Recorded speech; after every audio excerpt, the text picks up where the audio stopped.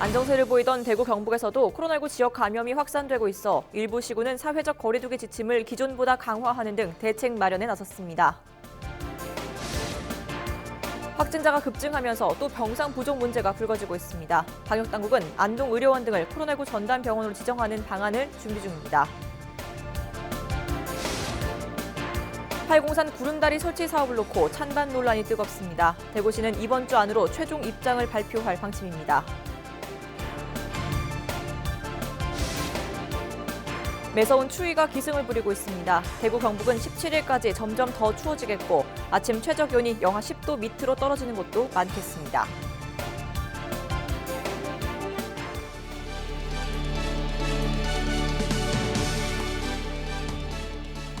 여러분 안녕하십니까? 헬로티비 뉴스 대구 경북입니다. 주말보다는 신규 확진자가 다소 줄었지만 여전히 안심할 수 없는 상황입니다. 교회 등 연결고리를 타고 지역 곳곳으로 감염이 확산되고 있기 때문인데요. 코로나19 확산세에 일부 지역은 사회적 거리두기 기준을 기존보다 강화하고 나섰습니다. 권미경 기자입니다. 14일 0시 기준 대구 경북에서 각각 16명이 추가로 확진 판정을 받았습니다. 대구 신규 확진자 16명 가운데 5명은 영신교회 교인이거나 교인과 접촉한 사람입니다. 이로써 대구 지역 영신교회 관련 확진자는 모두 48명으로 늘었습니다. 그런가 하면 교회에 이어 수영장이라는 또 다른 연결고리가 나왔습니다.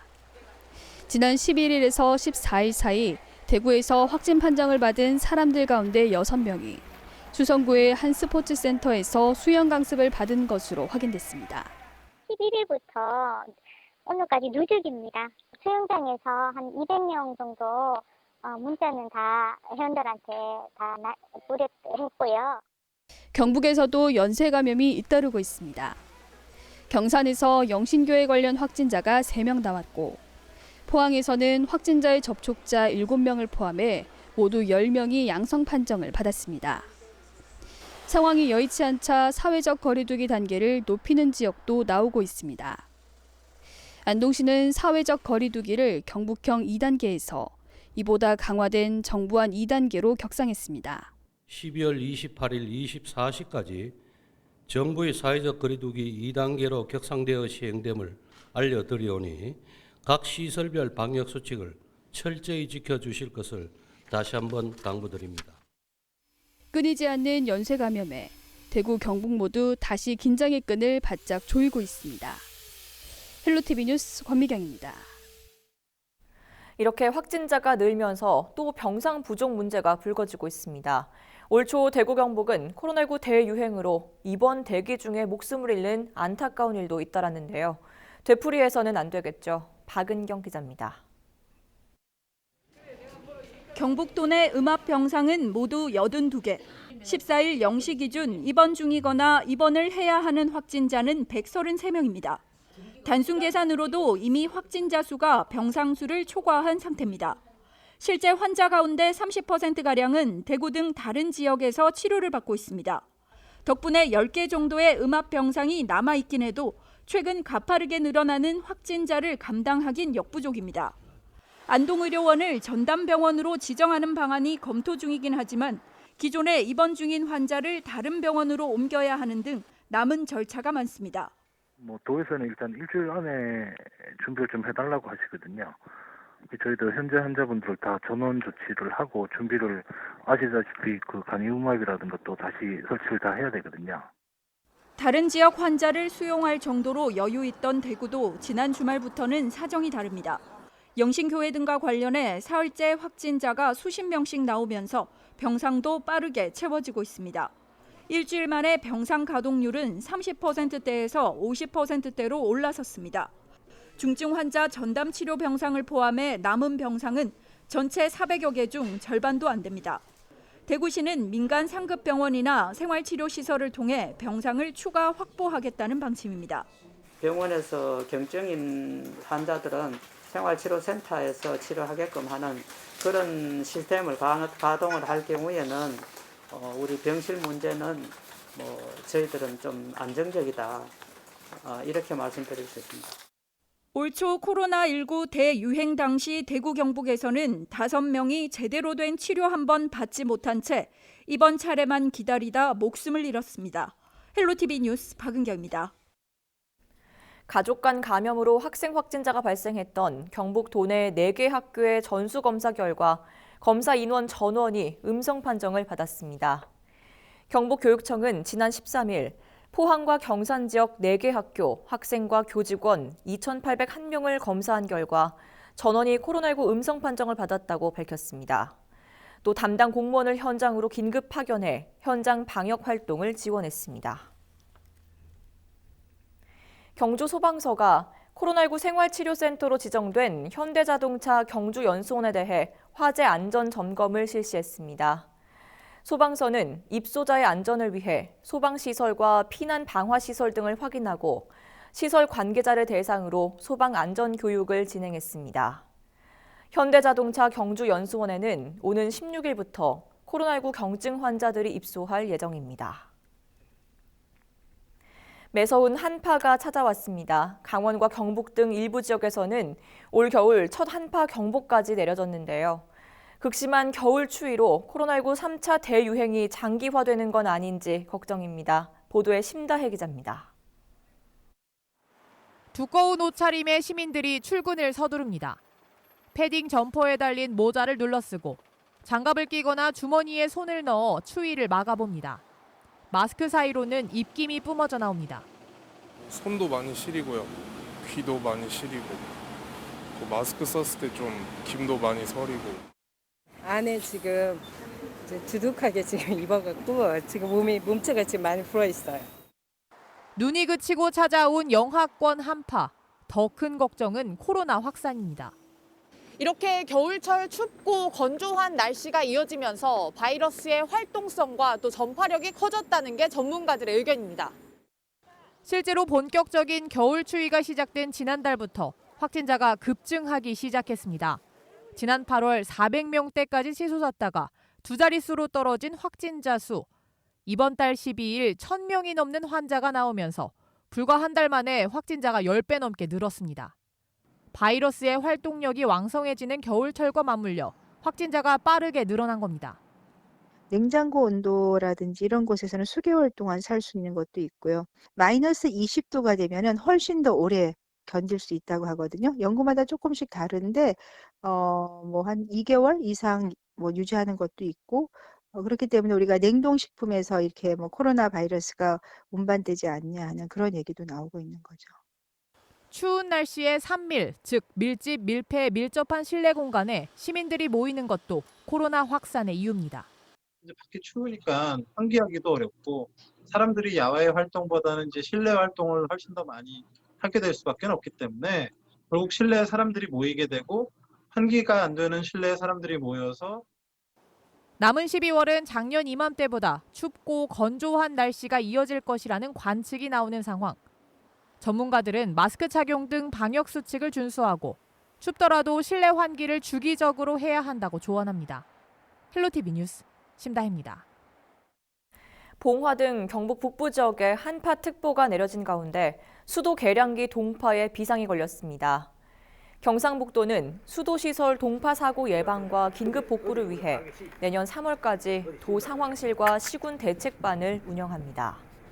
또 보온 덮개와 동파 방지팩 등 계량기 보온 조치를 강화하고 별도의 검침 없이 최근 평균 요금 또는 전년 동기 요금을 부과하는 인정 검침 제도를 활용할 방침입니다. 한파로 수도관이 얼었을 때는 헤어드라이어를 이용하거나 미지근한 물부터 따뜻한 물로 서서히 녹여주고 계량기가 동파되면 시군 상수도 부서로 신고해야 합니다.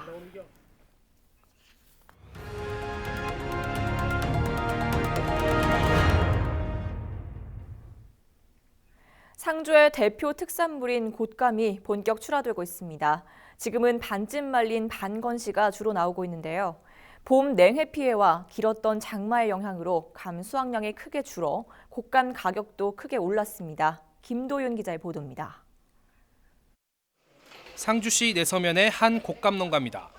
반쯤 말린 곶감인 반건시 철을 맞아 출하 작업이 한창입니다.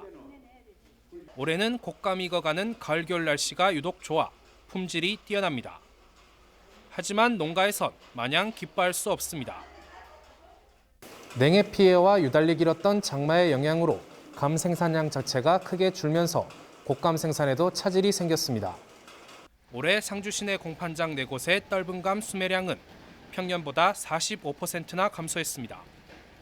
원료가 부족하다 보니 곶감 생산량도 덩달아 줄었고 방건시 생산은 아예 포기한 농가도 있습니다.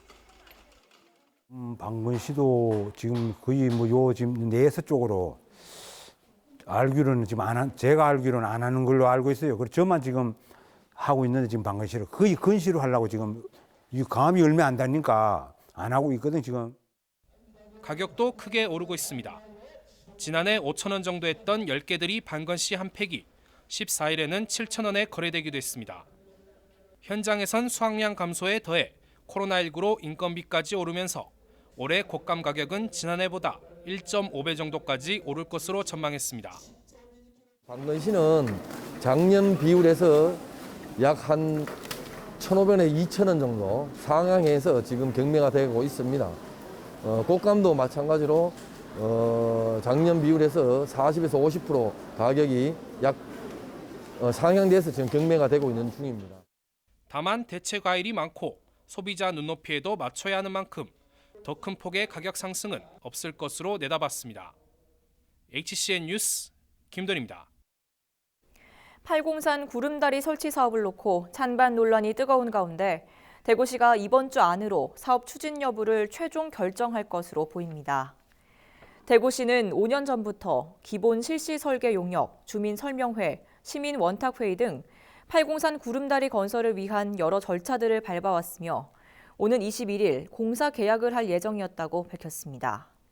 하지만 최근 시민단체와 대한불교조계종의 반대 의견 표명, 팔공산 상가연합회의 건설 요구 등이 잇따르고 있는 상황이라며 관련 전문가와 언론 등의 자문을 거쳐 이번 주 안으로 구름다리 설치 관련 최종 입장을 내놓겠다고 설명했습니다.